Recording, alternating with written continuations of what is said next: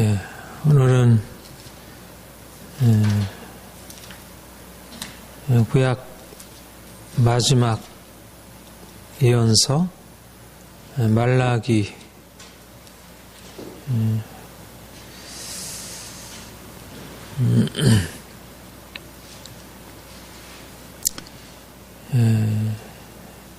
말라기는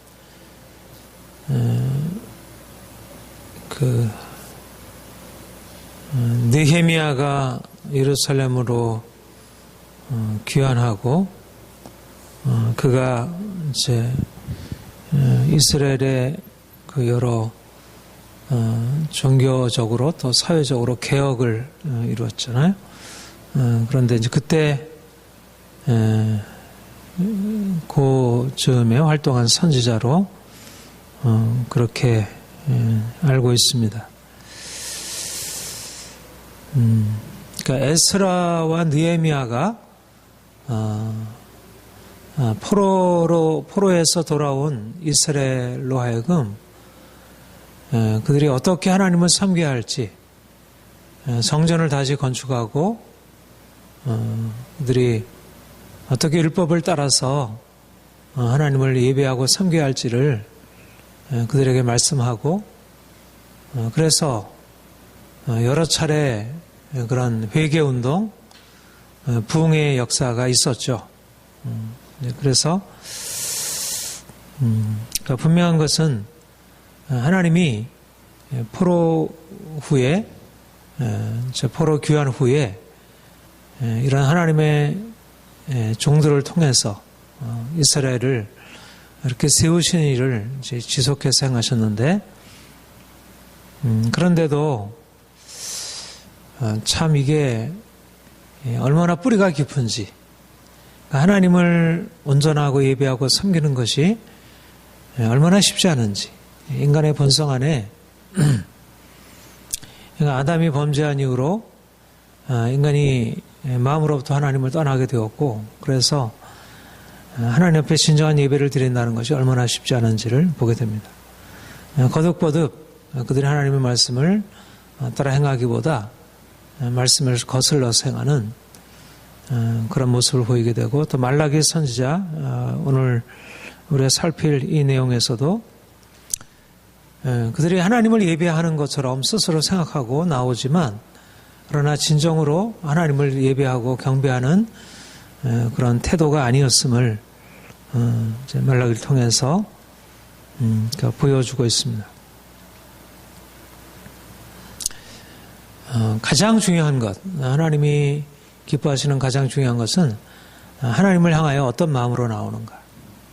하나님이 우리를 택하여 부르신 목적이 그분과 언약을 맺게 하시고 그분의 사랑 안에 하나님이 그들을 사랑하시는 것에 대해서 그들이 온전한 사랑으로 반응하도록, 하나님이 그들을 위해서 모든 것을 다 이렇게 허락하시는데 그들이 주님께 온전한 사랑으로, 전심으로 하나님의 사랑으로 섬기는 것을 이제 원하시고 기뻐하시고, 거듭거듭 하나님의 선지자를 통해서 그 말씀을 하시는데, 그들이 그 하나님의 마음, 하나님이 그들을 향해서 가지신 그 마음에 제대로 이렇게 반응을 하지 못한 것을 보게 됩니다.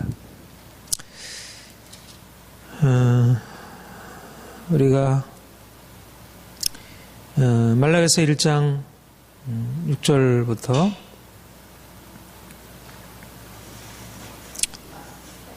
10절까지 우리 한번 같이 읽겠습니다. 시작. 내 이름을 멸시하는 제사장들아, 나 만군의 여호와가 너에게 이르기를, 아들은 그 아버지를, 종은 그 주인을 공경하나니 내가 아버지일진데 나를 공경함이 어디 있느냐. 내가 주인일진데 나를 두려워함이 어디 있느냐 하나, 너는 이르기를 우리가 어떻게 주의 이름을 멸시하였나이까 하는도다. 너희가 더러운 떡을 나의 제단에 드리고도 말하기를 우리가 어떻게 주를 더럽게 하였나이까 하는도다. 이는 너희가 여호와의 식탁을 경멸히 여길 것이라 말하기 때문이라. 만군의 여호와가 이르노라. 너희는 눈먼 희생제물을 바치는 것이 어찌 악하지 아니하며 저는 것 병든 것을 드리는 것이 어찌 악하지 아니하냐. 이제 그것을 너희 총독에게 드려보라. 그 너희를 기뻐하겠으며 너를 받아주겠느냐. 만군의 여호와가 이르노라. 너희는 나 하나님께 은혜를 구하면서 우리를 불쌍히 여기소서 하여라.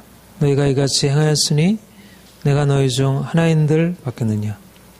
만군의 여호와가 이르노라. 너희가 내 제단 위에 헛되이 불사르기 못하게 하기 위하여 너희 중에 성전문을 닫을 자가 있었으면 좋겠도다. 내가 너희를 기뻐하지 아니하며 너희가 손으로 드리는 것을 받지도 아니하리라. 예. 하나님과 이스라엘 사이의 관계가 어떠합니까? 서로 엇박자입니다. 엇박자. 하나님이 이스라엘을 향하여 가지신 마음은 너희가 나를 공경하지 아니하는구나. 아들이 아버지를 공경하고 또 종이 주인을 공경하면 마땅하지만 너희는 나를 공경하지 않는구나. 근데 이스라엘 백성들은 하나님께 말하기를 하나님, 우리가 언제 하나님을 공경하지 않았습니까? 언제 우리가 하나님을 멸시하였습니까? 마치 마지막 심판 때에 양과 염소를 가르고 그 왼편에 있는 자들을 향하여 주님께서 너희가 나를 섬기지 아니했다, 이렇게 그들을 책망하고 그랬을 때 우리가 언제 주님을 섬기지 않았습니까? 이렇게 항의하게 되듯이, 말하자면 당시에 이스라엘 백성들이 가지고 있는 생각은 자신들이 하나님을 예배하고 섬기는 것이 조금도 문제가 없다고 생각한 것입니다. 하나님께 드리는 자신들의 종교적인 행위가 전혀 하나님 앞에 이게 문제가 될 것이 없는 그런 행위로 우리가 어떻게 주의 이름을 멸시하였습니까? 주님이 그들에게 말씀하시는 것은 너희가 내게 가져오는 떡을 보라. 너희가 내게 더러운 떡을 내게 드리고 있고 너희가 내게 가져오는 것은 저는 것, 병든 것, 이것을 가져다 주면서 이것을 어떻게 하나님께 드리는 제물이라 하겠느냐. 그리고 그 13절에 보면 이렇게 얘기를 해요. 만군의 여호와가 이르노라. 너희가 또 말하기를 일이 얼마나 번거로운가 하며 코웃음을 치고 훔친 물건과 저는 것과 병든 것을 가져왔느니라. 너희가 이같이 봉헌물을 가져오니 내가 그것을 너희 속에서 받겠느냐. 이는 여호와의 말이니라. 그러니까 하나님이 너무나 화가 난 것입니다. 우리도 누군가 나를 사랑한다고 하는 사람이 내게 대해서 뭐 선물을 한다 그러지만 성의 없게 이렇게 그 삐쩍, 그러니까 말하자면 합당한 것으로 드리지 아니할 때 그것은 오히려 받지 아니함만 못할 수 있는, 하물며 너희가 총독에게 이런 예물을 드려도, 총독에게 이러한 예물을 드려도 총독이 어찌 그것을 받을 수 있겠느냐. 하물며 만군의 하나님 여호와께 너희가 가져오는 예물이 어떻게 이럴 수가 있느냐. 하나님께 드리는 예물이 어떻게 이렇게 형편없고, 아니 사람들에게 드리는 예물조차도 되지 못하는 병든 것, 저는 것, 훔친 것. 말하자면 그들의 행위가 그들의 마음을 보여주고 있는 것입니다. 중요한 것은 그 나타나는 행위, 그게 값진 물건이 아니어서가 아니라 그들의 하나님께 드리는 그 제물을 통해서 그들의 마음이 어떠한지, 그들이 하나님께 드리는 것을 멸시하고 코웃음치고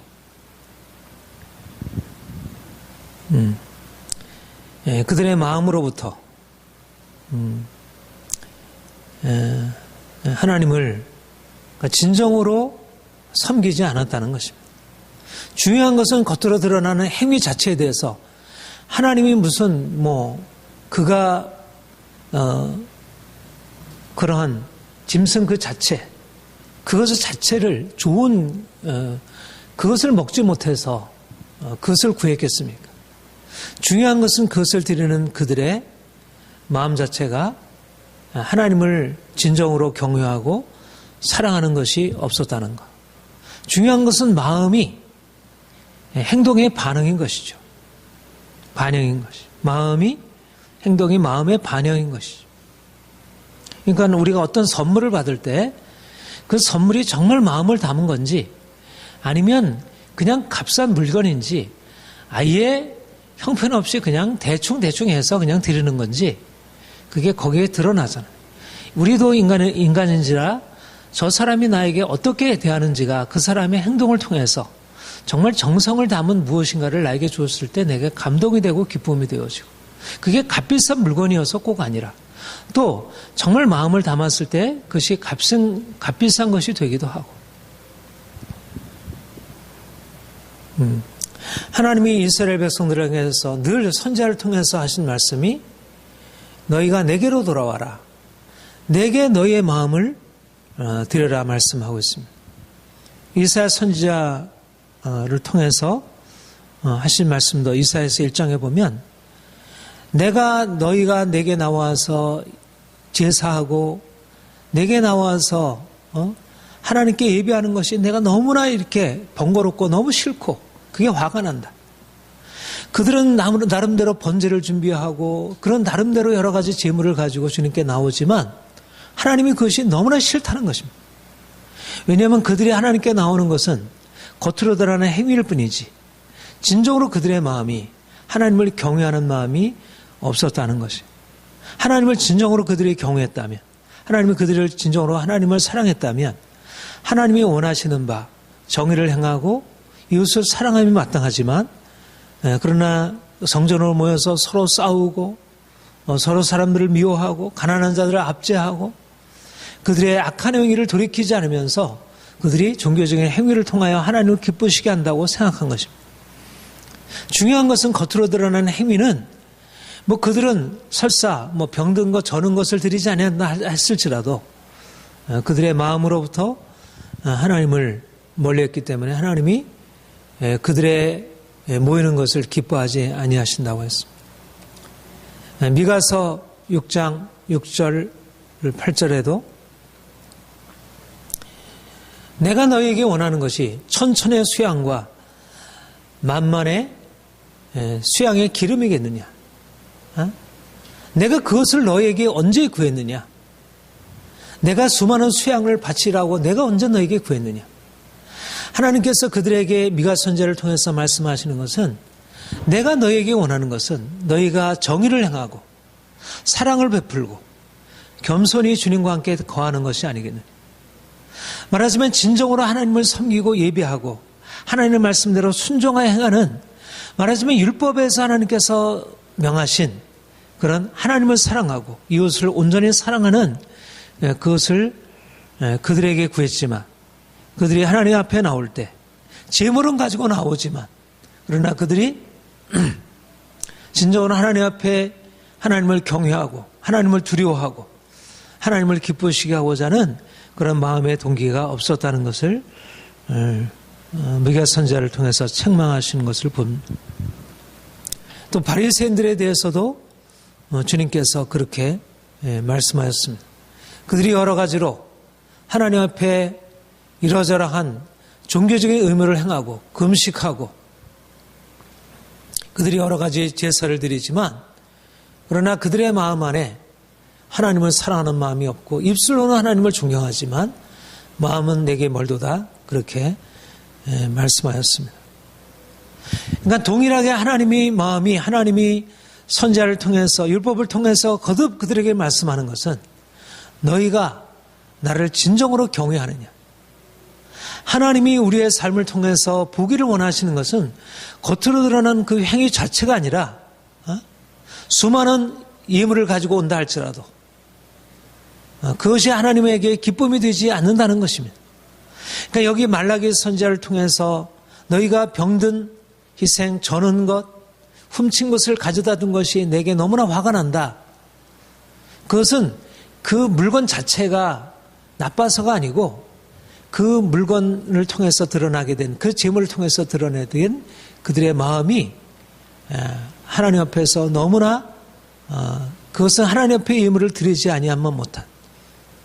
그런데 그들은 생각하기를 우리가 하나님을 언제 경외하지 아니하였고, 우리가 언제 하나님을 멸시하였고, 우리가 언제 하나님을 노였겠습니까? 우리가 하나님을 이렇게 예배하고 섬기지 않았어.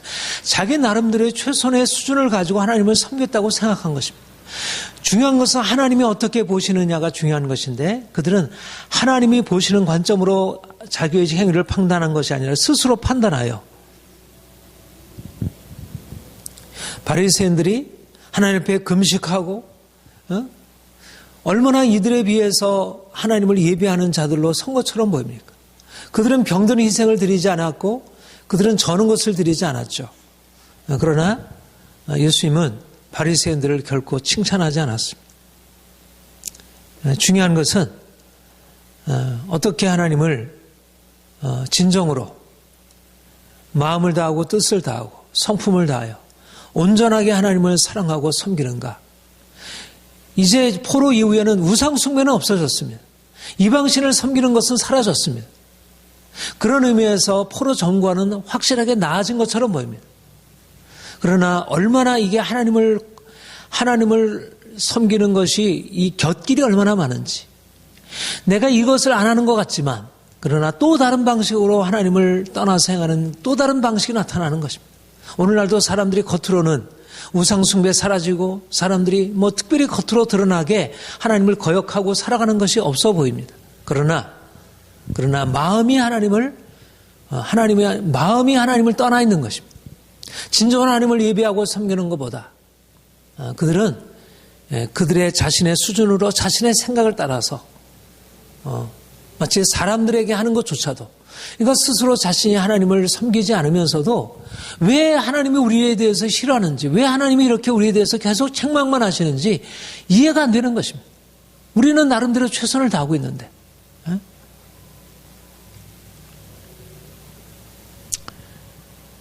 영적으로 무지하게 되면 자신들의 수준을 가지고 하나님을 섬기고 그것에 대해서 만족했다고 최선을 다하고 있다고. 하나님은 사람이 아닌 것입니다. 하나님 우리의 중심을 보시고 우리가 가지고 있는 아무리 최선을 다한다 할지라도 우리가 그분에게 합당한 것으로 얼마나 미치지 못하는지 깨달아야 할 것입니다. 이렇게 백성들이 하나님을 떠나서 하나님 앞에 온전한 제사로 하나님 앞에 나아가지 못할 때 제사장들의 책임은 그들로 하여금 하나님을 예배하는 것이 어떤 것인지, 율법에서 명한 대로, 신명기에서 말씀한 대로 마음을 다하고 성품을 다하고 뜻을 다하여 온전히 하나님을 섬기도록 그렇게 가르쳤어야 하는 것입니다. 그런데 그 제사장들이 백성들을 율법으로 가르치고 예스라처럼 하나님께로 돌이켰어야 할 그 제사장들이 그들에게 행한 일이 어떠한 일인지, 우리 2장 4절부터 9절까지 한번 같이 읽겠습니다. 시작. 만군의 여호와가 이르노라.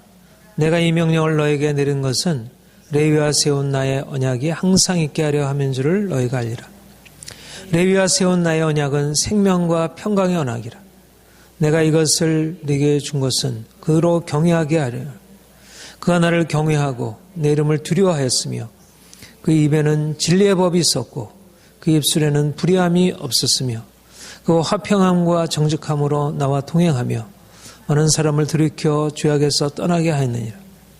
제사장의 입술은 지식을 지켜야 하겠고 사람들은 그의 입에서 율법을 구하여 될 것이오니 제사장 만군의 여호와의 사자가 되면을 너는 옳은 길에서 떠나 많은 사람을 율법에서 거스르게 하는도다. 나 만군의 여호와가 이르노니 너희가 레위의 언약을 깨뜨렸느니라. 너희가 내 길을 지키지 아니하고 율법을 행할 때 사람에게 치우치게 했으므로 나도 너희로 하여금 모든 백성 앞에서 멸시와 천대를 당하게 하였느니라 하시니라. 제사장들이 백성들이 하나님을 예배하는 것을 제대로 깨닫지 못하고 형식적인 예배, 또 온전하지 못한 제물을 가지고 하나님 앞에 그들이 하나님의 마음을 괴롭게 했다면 그들의 지도자들인 말씀을 그들에게 가르치고 율법으로 인도해야 할 제사장들은 그들을 돌이켜서 이제 율법에 따라서 온전한 예배를 하나님께 드리도록 했어야 했을 것입니다. 하나님이 제사장들에게 하신 말씀이 내가 레위와 맺었던 언약을 기억한다. 내가 그에게 세운 언약이 생명과 평강의 언약이라. 하나님의 말씀을 순종함으로 생명과 평강을 얻게 한 것. 나를 경외하고 내 이름을 두려워하게 했고 또 실제적으로 레위가 그 일을 했다는 것입니다. 그 입술에 진리의 법이 있었고 불의함이 없었고 화평함과 정직함으로 나와 동행하고 많은 사람을 주에서 돌이켰다. 원래적으로 모세와 아론과 원래 처음에 있었던 그 하나님의 제사장들이 하나님의 율법을 따라서 이렇게 그 말씀에 진리의 법을 가지고 의로움을 가지고 화평함과 정직함으로 그들이 많은 사람들을 그런 죄악에서 돌이키게 했는데 제사장의 입술은 지식을 지켜야 했고 그 입에서 율법을 구해야 되거늘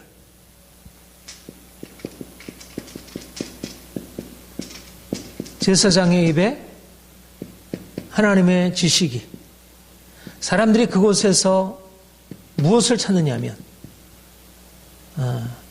하나님을 아는 지식, 율법, 항해하는 경외하는 도, 진리. 그러니까 백성들이 하나님 앞에서 세워질 수 있는 것은 진리, 정의, 율법. 이것이 하나님이 이스라엘 백성들로 하여금 생명과 평강을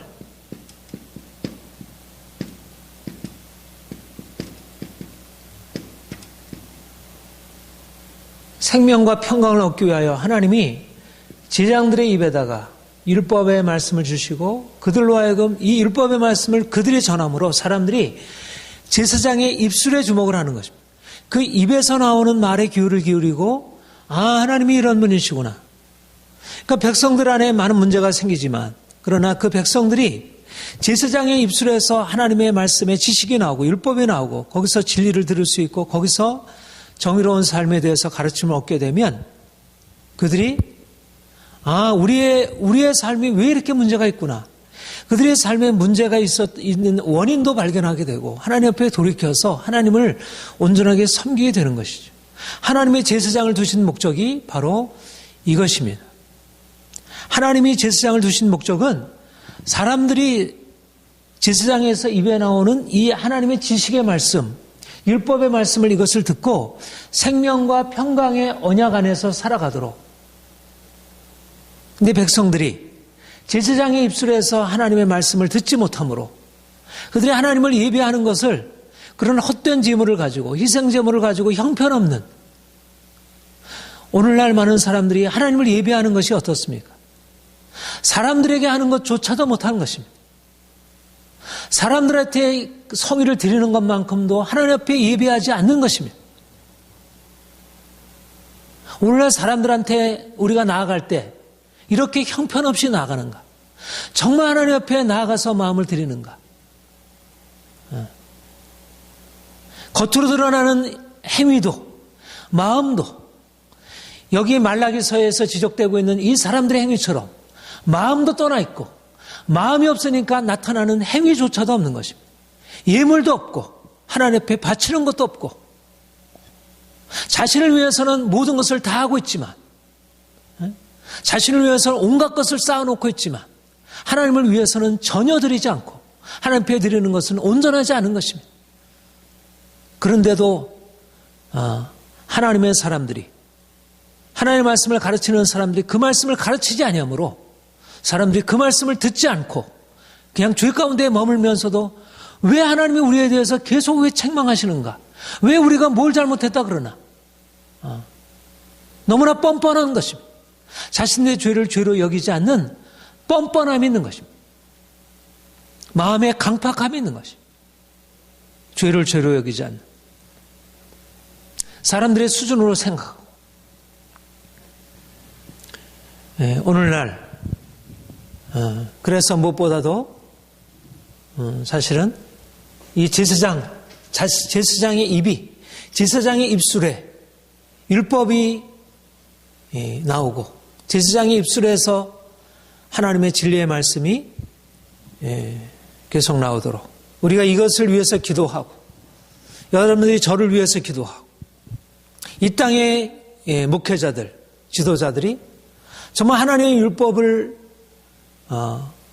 바로 증거함으로 사람들이 죄에서 돌이켜 정말 하나님을 경외하는 삶으로 정말 하나님을 예배하는 삶으로 사람들을 즐겁게 하는 것보다 하나님을 정말 기쁘시게 하는 그런 삶으로 돌이키도록 이것이 제사장의 책임인 것을 말씀하고 있습니다. 그들이 율법을 이렇게 멸시함으로 인해서 그들이 사람들에게 의해서 멸시를 받게 되었다 그랬습니다. 제사장이 하나님의 율법을 가르치면 제사장이 단지 하나님만 높이는 것이 아니라 그 율법을 통해서 사람들이 하나님을 경외하게 되고 하나님의 말씀을 전하는 제사장들도 높임을 받게 되는 것입니다. 이전에 하나님의 말씀을 바로 증거할 때는 목회자들이 영적인 지도자들이 존경을 받았습니다. 그런데 하나님의 말씀을 그들이 떠남으로 말미암아 백성들에게 하나님이 없으니까 영적인 지도자들도 존경을 받지 못하는 것입니다. 그들에게 주는 게 없으니까.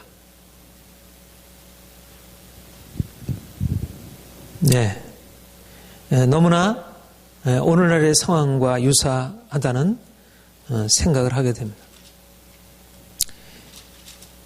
그리고 그 2장 후반부에 보면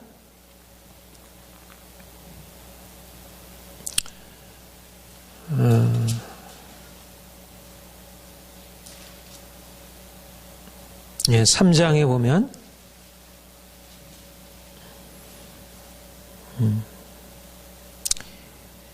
그들이 하나님 앞에 그 11조에 대해서도 그러니까 우리 말라기서를 보면 말라기 예언자를 통해서 하나님께서 말씀하신 것은 정말 그들이 하나님은 그들에 대해서 너무 이렇게 노여하시고 너무 이렇게 화가 나 있는데 그들은 하나님 앞에서 너무나 우리가 뭘 잘못한 게 있나 계속 하나님 우리가 당신한테 뭘 잘못했나 그러나요? 왜 자꾸 우리에 대해서 화를 내고 있나요?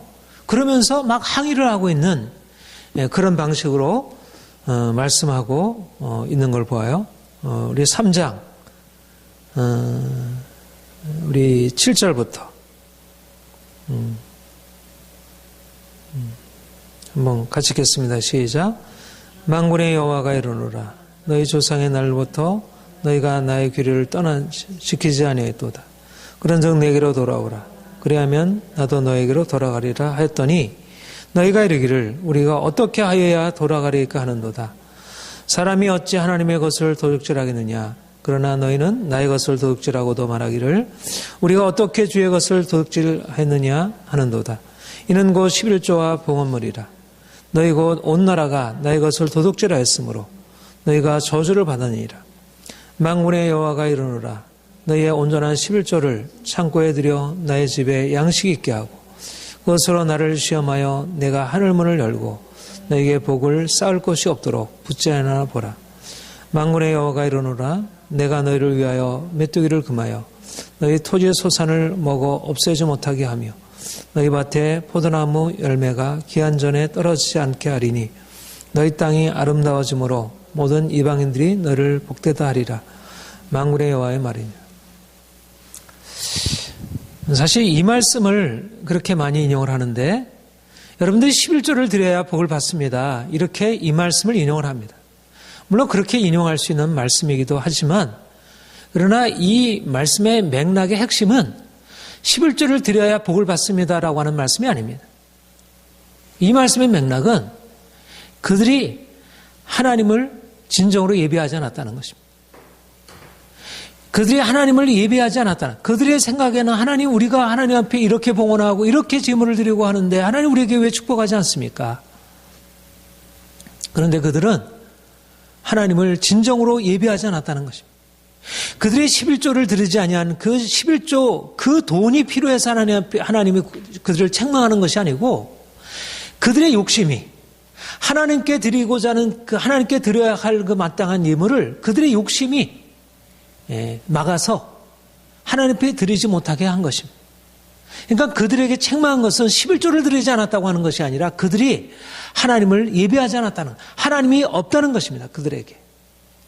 아까 말하자면 하나님 앞에 예배할 때 병든 것, 저는 것, 형편없는 것을 가지고 나와서 우리가 하나님 앞에 드리지 않았습니까? 중요한 것은 마음이 하나님을 떠나 있는데 그들이 외적인 어떤 종교적인 행위를 기껏 해놓고 내가 이렇게 교회 나오지 않았어요? 내가 이렇게 출석했잖아요. 내가 이렇게 하나님 앞에 헌금했잖아요. 중요한 것은 그들의 마음 안에 하나님을 온전하게 경외하는 마음이 없으니까 하나님이 말씀하신 대로 그들이 들으지 않은 것이. 하나님을 섬기는 것 같아도 그들은 그들의 형식적인 어떤 섬김이 하나님이 언제 기뻐하시냐면 하나님이 우리의 행위를 받으실 수 있는 것은 어떻게 우리가 수만금을 쌓아서 하나님 앞에 드릴 때 하나님이 그것을 기뻐하는 게 아니라 우리의 중심이 하나님 앞에서 행할 때 우리가 중심으로 하나님 앞에 행하게 될 때 그때 우리의 행위도 온전하게 되는 것이지. 우리가 진정으로 정말 좋은 예술을 하려면 우리의 마음이 그 예술에 그냥 온전히 빠져 있어야 진정한 정말 형식적으로도 아름다운 예술을 만들어낼 수 있는 것처럼 하나님을 진정으로 예배하는 정말 하나님을 경외하고 섬기는 사람이 그때 하나님을 어떻게 하면 내가 더 기쁘게 할까? 그런 마음으로 하나님 앞에 온전한 11조를 하나님 앞에 드리는 것입니다. 그러나 이들에게는 그 마음이 없기 때문에 형식적으로 이러이러한 것을 하나님 앞에 드리고 나서 마치 아나니아와 삽비라가 하나님 여기 드렸잖아요. 분명히 드렸죠. 하나님 앞에 반이나 드는 것이 재산의 반이나. 얼마나 큰 헌신입니까? 오늘날 많은 사람들이 그 정도 헌신했을 때 사람들이 얼마나 칭찬하겠어요. 근데 그는 하나님께 드린 것이 아니라 도둑질한 것입니다. 여기 있는 사람들이 11조를 안 한 것이 아닐 것입니다. 11조를 분명히 했을 것이고 이러저러하게. 그러나 그들의 욕심 때문에 아나니아와 삽비라처럼 하나님 앞에 드리는 것을 아까워하고 중요한 것은 그들의 욕심이고 하나님을 사랑하는 마음, 경외하는 마음이 없었다는 것입니다. 그래서 온 나라가 나의 것을 도둑질하였으므로 너희가 저주를 받았니라. 너희가 내게 도둑질하고서도 너희가 어찌 말하기를 우리가 주의 것을 언제 도둑질했습니까? 우리가 헌금을 언제 안 했습니까? 이렇게 예물을 드리고 이렇게 주님 옆에 헌금을 했는데 하나님 우리에게 대해서 무슨 말씀을 하십니까? 어떠세요? 자식이 부모에게 뭔가를 대접한다 그러면서 이것저것 하고 있지만 그 마음이 부모에 대해서 전혀 사랑하는 마음도 존경하는 마음도 없이 그것을 가져다 줬을 때 그게 기쁨이 되겠어요? 이미 그 마음을 알지. 그것이 비싼 것이라 할지라도 그 마음을 아는 것입니다. 중요한 것은 마음이 담겨있는 예물인지 그렇지 않느냐가 중요한 것이지 마음이 없으면 사실 비싼 것도 줄 수가 없는 것이지. 비싼 것으로 할 수가 없는지. 비싼 것을 한다는 얘기는 그만큼 자기의 마음이 담겨있다는 얘기지. 비싼 것으로 사람에게 예물을 한다는 것은 값진 것으로 한다는 것은 그만큼 귀한 마음이 담겨있다는 얘기지. 온전한 11조를 드린다는 것은 형식적으로 온전한 그냥 율법적으로 하나하나 따져가지고 한다는 얘기가 아니라 정말 하나님께서 주신 은혜의 감사함으로 하나님의 약속을 믿음으로 이렇게 생각한다면 오늘날 우리가 드리는 하나님 앞에 드리는 예물과 하나님께 드리는 섬김이 얼마나 온전하지 못한지 하나님이 우리가 섬기는 그런 예물들과 그런 우리의 제사와 성경을 기뻐하실까?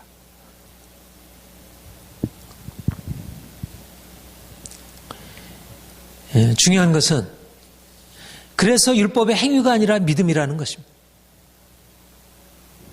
율법의 행위가 아니라 믿음이라는 말은 행위가 중요하지 않다는 말이 아니고 행위가 온전케 되려면 믿음이 없이는 안 된다는 것입니다. 내가 정말 주를 사랑하는 마음이 없이는 행위가 나올 수가 없습니다. 온전한 11조는 마음에 온전한 하나님을 향한 사랑이 있을 때 온전한 11조가 나오는 것이지 내가 율법적으로 내가 이렇게 해서 내가 복을 받겠다 하는 마음 가지고 그것이 무슨 온전한 11조가 되겠습니까? 여러분, 말라기 이후에 여기 보면 온전한 11조를 드리라고 했어요. 그래서 400년이 지나고 이제 예수님 오셨을 당시에 바리새인들이 어떻게 했습니까? 온전한 11조를 드렸잖아요. 박하와 회양과 온갖 11조를 다 따져가지고 하나하나 근체와 모든 것을 다 따져가지고 11조를 드렸어요. 그러면 이제 말라기서의 그 책망이 없어졌어야 되잖아요. 근데 예수님은 또 어떻게 말씀하셔요? 너희가 내게 박하, 회양과 근체 온갖 11조를 드리지만 그것은 내게 기쁨이 되지 않는다. 내가 언제 너에게 그것을 구했느냐? 주님께서 말씀하셨을 때 너희가 온전한 것을 버렸다. 과했을 진짜 외식하는 서기관들과 바리새인들이여, 너희가 박하, 회양과 근체 11조는 드리되 율법에 더 중한 바 정의와 긍휼과 믿음은 저버렸도다.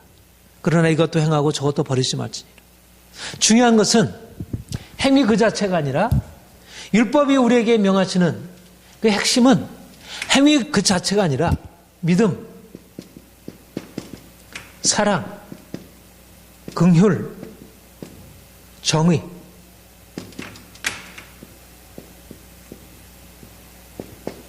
중요한 것은 율법의 정신, 율법의 스피릿, 그 안에 무엇이 담겨 있느냐는 것입니다. 중요한 것은 이것의 나타남이 외적인 11조이고 이것이 제물이고 이것이 우리의 구제이고 이것이 섬김이어야지. 사랑의 실천이어야지.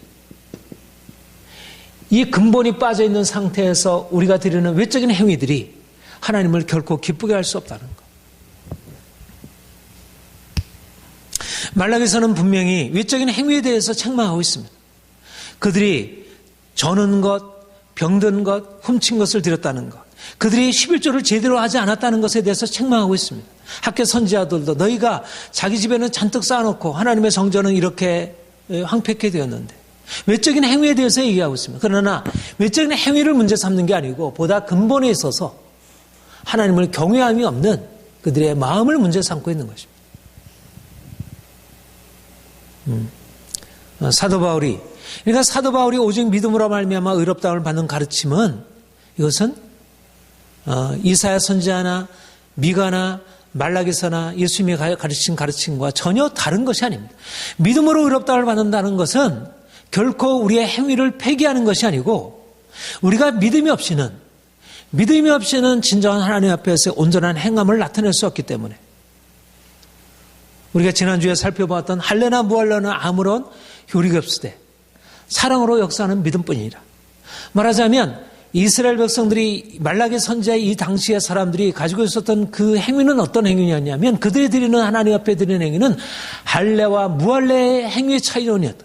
그것은 하나님을 기쁘시게 할 수 없는 안식일을 지키고 말하자면 초대교회 성도들이 초대교회 많은 잘못된 사람들이 안식일을 지키고 음식을 구별해서 먹고 그리고 할례를 받고 그런 행위를 하지만 그들의 마음에 하나님을 사랑함이 없고 그래서 그들의 삶이 온전하지 못하고 그러니까 구약이나 신약이나 원리는 동일한 것이에요. 믿음으로 말미암아 하나님께 순종함으로 하나님을 기쁘시게 하는 하나님을 전심으로 믿음으로 섬기게 되면 이웃을 사랑하고 사람들을 섬기게 되는 것이죠. 하나님을 사랑하는데 어떻게 이웃을 사랑하지 않겠어요? 어떻게 정의를 행하지 않겠습니까? 어떻게 하나님께 예배한다고 하면서 부모는 멸시하고 이웃에 대해서는 자기가 함부로 대하고 이럴 수가 있겠어요? 그럴 수 없는 거지. 중요한 것은 말라기서에서 그들의 우상 숭배는 멈춰졌지만 그리고 그들이 여러 가지 종교적인 행위를 하고 있지만 그러나 그들의 마음이 포로전 이스라엘 백성들과 동일하게 하나님을 떠나버린 것입니다. 온전한 의미에서 하나님을 섬기기보다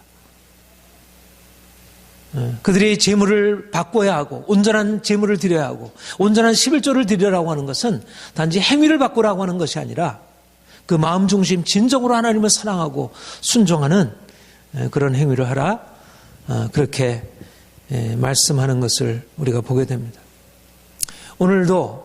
오늘날 많은 사람들이 온전한 행위를 가지고 하나님 앞에 온전한 제물을 드리지 않고 삶을 드리지 않고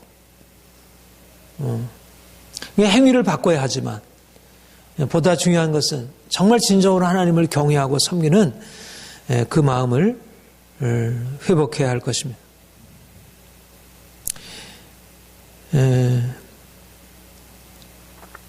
또 우리 2장 17절 또 한 가지. 그러니까 이 말라기서에서는 계속 사실 하나님과 이스라엘 백성들 사이에 어떤 이 엇박자를 말씀. 이스라엘 백성들이 계속 하나님 앞에 항의를 하는 것입니다. 하나님 우리가 언제 그렇게 했습니까? 하나님 왜 우리에게 대해서 이렇게 자꾸 못마땅해 하십니까? 이렇게 항의를 하고 있어요. 2장 17절 우리 같이 한번 읽어볼까요? 시작.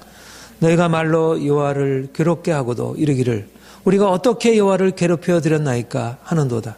이는 너희가 말하기를 모든 악을 행하는 자는 여호와의 눈에 좋게 보이며 그에게 기쁨이 된다 하며 또 말하기를 정의 하나님이 어디 계시냐 함이니라.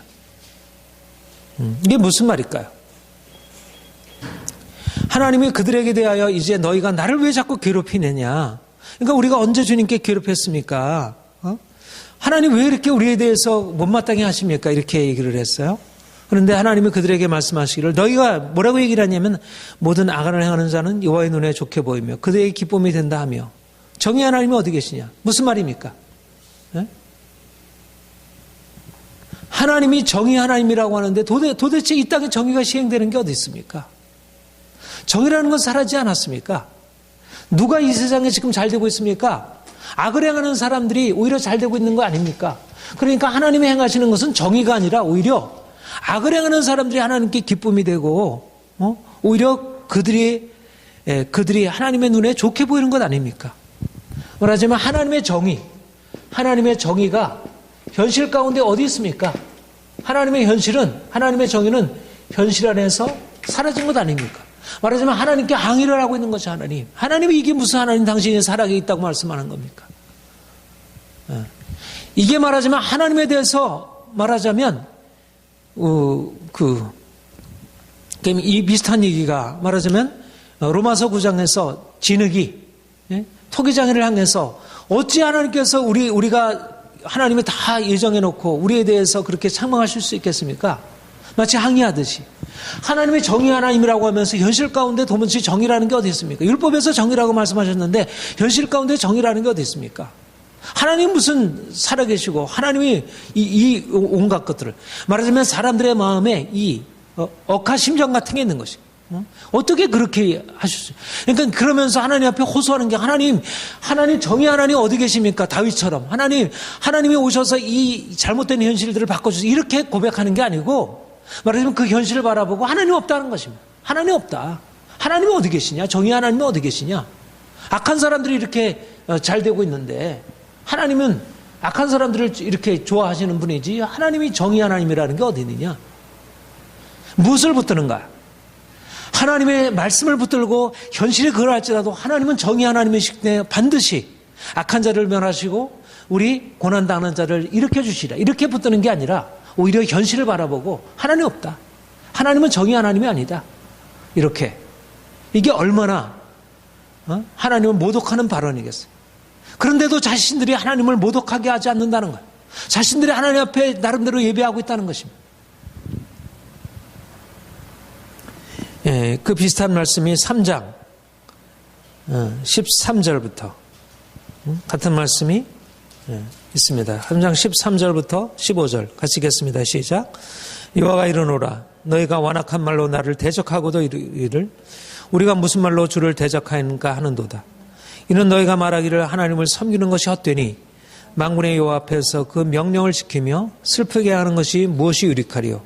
지금 우리는 교만한 자가 복되다 하며 악을 행하는 자가 번성하여 하나님을 시험하는 자가 화를 면한다 하노라 하미라. 예. 무슨 말인지 이해가 되시죠? 하나님을 대적하는 것입니다.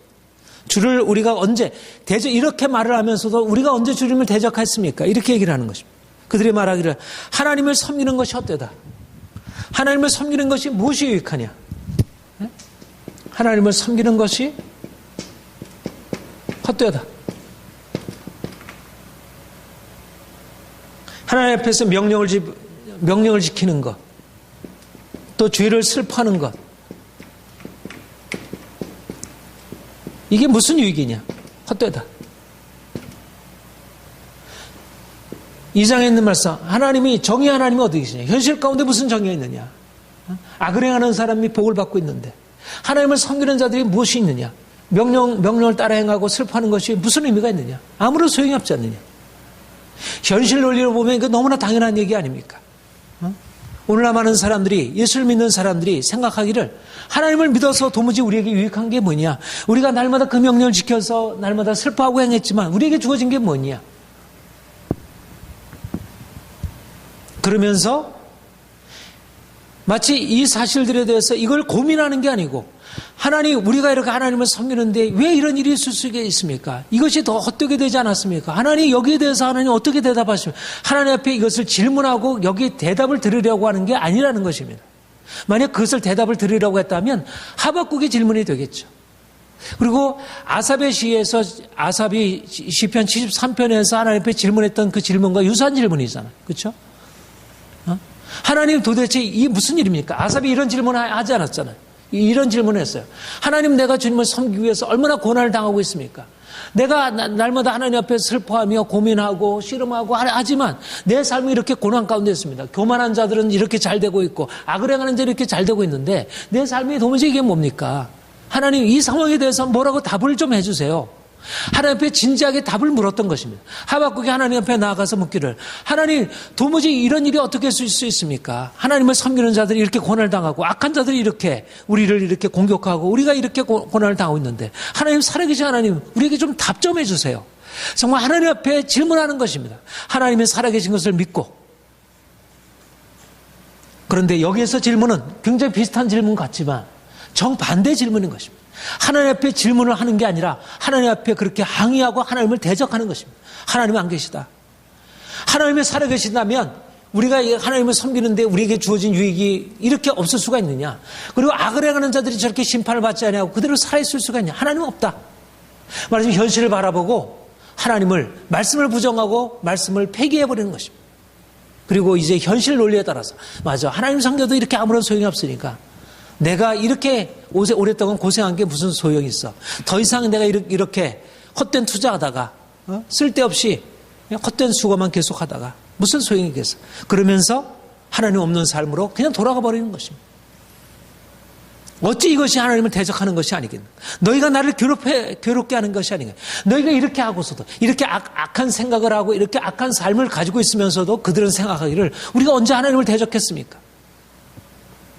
그러니까 도무지 영적으로 그들의 상황이 어떠한지를 도무지 판단하지 못하는 것이죠.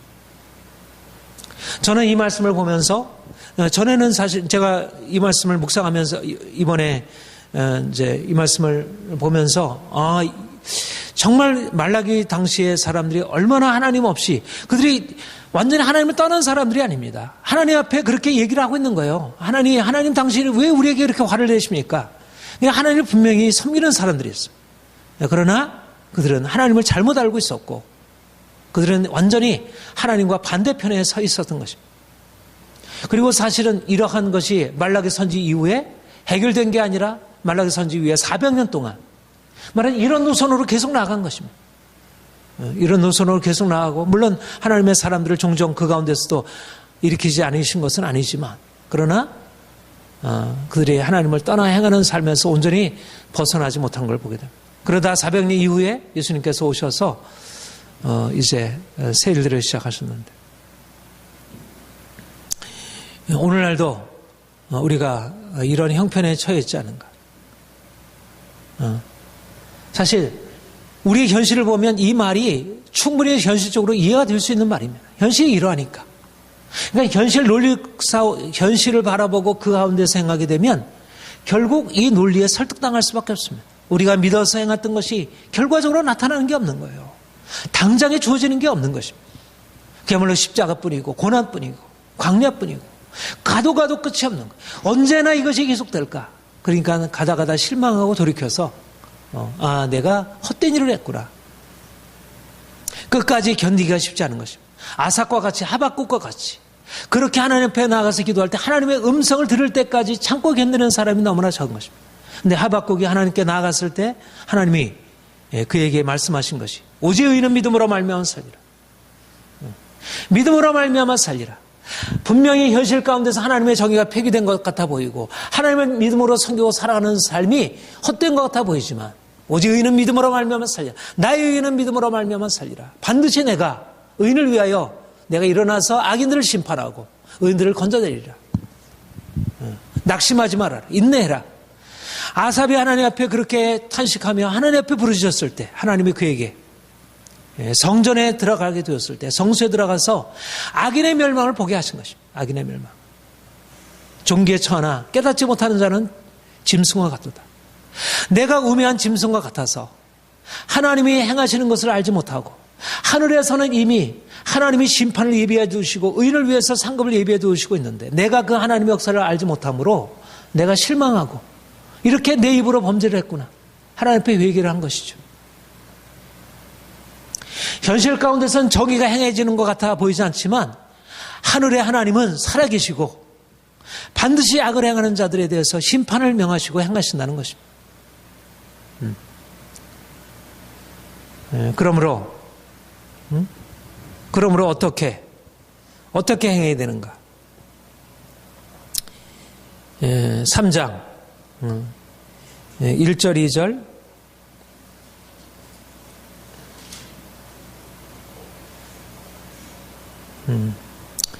1절부터 6절까지 함께 읽겠습니다. 시작. 만군의 여호와가 이르노라. 보라, 내가 내 사자를 보내리니 그가 내 앞에서 길을 준비할 것이요 또 너희가 구하는 바 주가 갑자기 그의 성전에 임하시니 곧 너희가 사모하는 바 언약의 사자가 임하실 것입니다. 그가 임하시는 날을 누가 능히 당하며 그가 나타난 때에 누가 능히 서리요. 그는 금을 연단하는 자의 불로와 포박하는 자의 잿물과 같을 것이라. 그가 은을 연단하여 깨끗하게 하는 자 같이 앉아서 레자선을 깨끗하게 하되 금은같이 그들을 연단하리니 그들이 공의로운 제물을 나 여호와께 바칠 것이라. 그때 유다와 예루살렘의 봉헌물이 옛날과 고대와 같이 나 여호와께 기쁨이 되려니와 내가 심판하려 너에게 임할 것이라. 점치는 자에게와 간음하는 자에게와 거짓말을 사는 자에게와 품꾼의 삭세에 대하여 억울하게 하며 과부와 고아를 압제하며 나그네를 억울하게 하며 나를 경외하지 않은 자들에게 속히 증언하리라. 만군의 여호와가 말하였느니라. 나 여호와는 변하지 아니하리니 그러므로 이스라엘 자손들아 너희가 소멸되지 아니하여. 이렇게 악한 말을 향하는 사람들에 대해서 하나님께서 어떻게 말씀하십니까? 내가 이 말이라. 내가 나타난 일에 누가 서겠는가? 내가 금을 연단하는 자의 불과 표백하는 자의 잿물과 같을 것이라. 그를 연단하여 깨끗게 하고 레위 자손들을 금은과 같이 깨끗게 하리라. 하나님이 그들에 대하여 일을 행하실 것을. 하나님은 정의로 임하실 것을. 정의 하나님이 반드시 심판자로 임하실 것을. 그들이 행한 것이, 그들이 말한 것이, 섬기는 것이 헛되다. 하나님의 정의는 사라져버렸다. 그러나 하나님의 정의는 결코 사라져버린 것이 아닌 것입니다. 하나님은 정의로 반드시 오셔서 행한 대로 심판하실 것이라는 것입니다. 하나님 믿고 섬기는 자들을 주께서 일으키실 것이고 그들을 금과 같이 은과 같이 연단하셔서 세우실 것이고 악한 자들을 행하는 자들은 반드시 심판하여 멸망시키실 것이다. 어떻든 하나님께서 선한 자들을 위해서도 그들을 징계하실 것이고 그리고 악한 자들은 완전히 소멸하실 것이고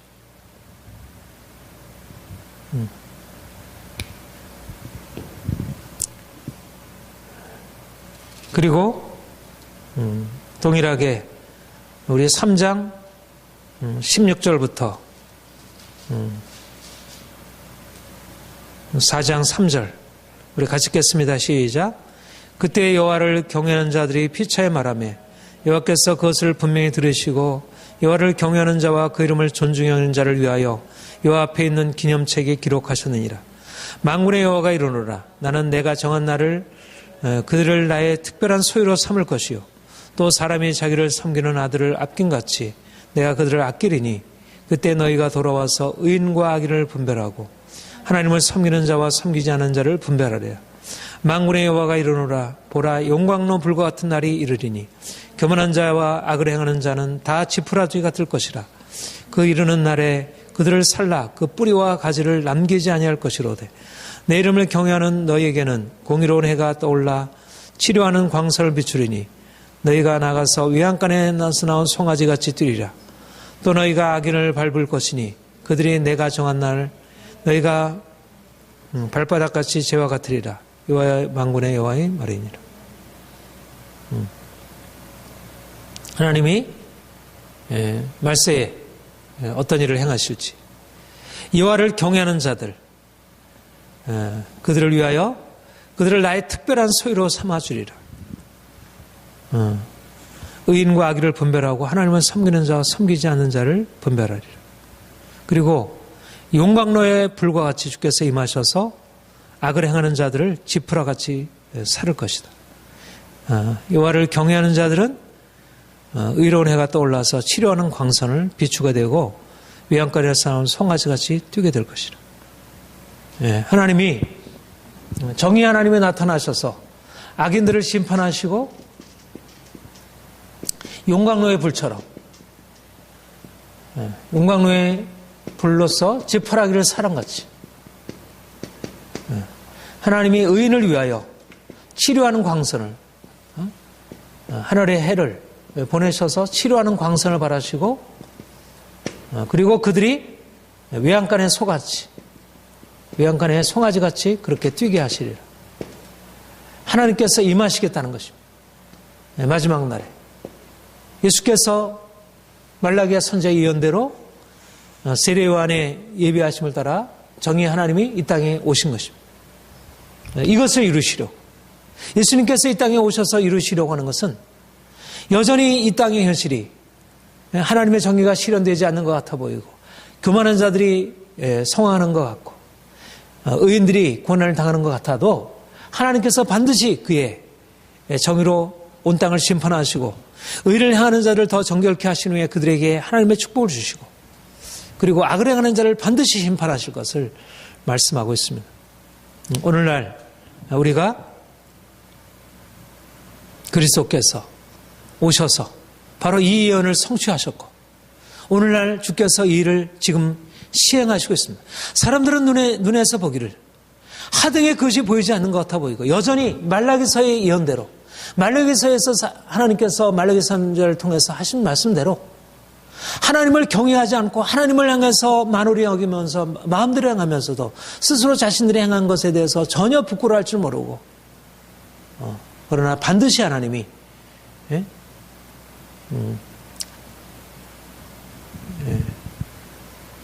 사람들에게 나타나셔서 그의 공의를 나타내시고 그리고 정말 눈물로 하나님 앞에 나아가서 하나님의 은혜를 구하는 자들을 위하여 선을 베푸시고 또 악을 행하는 자들을 발로 밟아 멸하실 것을 말씀하셨습니다. 오늘 주님이 오늘날 이 시대를 향해서도 말라기서의 이 말씀이 너무나 이렇게 그대로 적용되지 않는가 생각합니다. 사람들이 중심으로 하나님을 떠나 있고 그럼으로써 나타나는 형식적인 행위조차도 이제는 사라진 것입니다. 처음에는 형식적인 행위를 붙들고 있지만 나중에는 형식적인 행위도 사라지는 것입니다.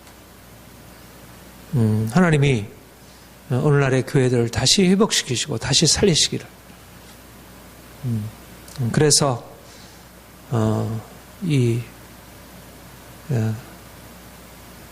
하나님을 경외하는 자들에게 하늘에 공의로운 해가 떠올라 치료하는 광선을 바라고 그래서 송아지같이 기뻐 뛰는 외양간에서 나온 송아지같이 기뻐 뛰는 그런 은혜가 우리에게 넘쳐나기를 우리는 말라기 당시의 그런 교회와 같이 이스라엘 백성들과 같이 되지 않기를 소망합니다. 하나님이 우리를 그렇게 인도하시리라 믿습니다. 기도하겠습니다.